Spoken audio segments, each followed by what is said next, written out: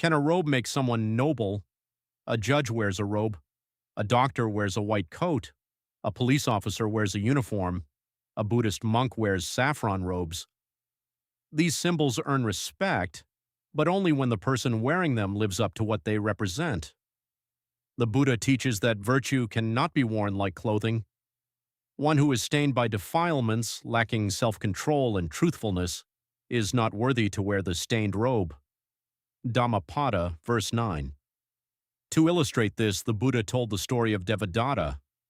One day after the Buddha's two chief disciples, Sariputta and Moggallana, had visited the city of Rajagaha, generous lay followers organized an almsgiving.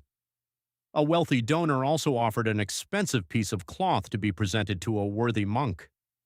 After much discussion, the people decided to offer the robe to Devadatta, who happened to reside there permanently. Devadatta accepted the cloth, fashioned it into monastic robes, and proudly wore them.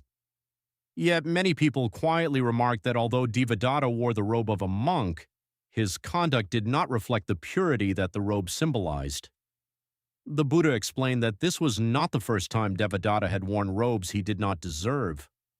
In a previous life, Devadatta had been an elephant hunter. Disguised in a holy man's yellow robe, he deceived a herd of elephants into trusting him before killing them for their tusks. When the Bodhisattva, the leader of the herd, discovered the deception, he prepared to charge, but seeing the sacred robe, he stopped.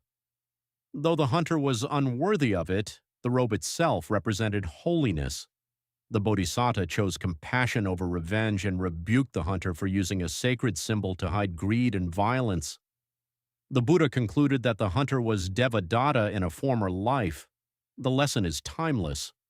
The problem was never the robe. It was pretending to possess virtues that had never been cultivated. This teaching extends far beyond monastic life. Titles, uniforms, degrees, and positions may command respect, but only integrity, honesty, and self-discipline make us worthy of them. The Buddha asks us not, what do I appear to be, but am I living the values I represent? True honor is never worn on the outside. It is woven into one's character. For more Dhammapada stories, Buddhist teachings, and inspiring content, like, follow, and subscribe to Elevate a Buddhist Journal.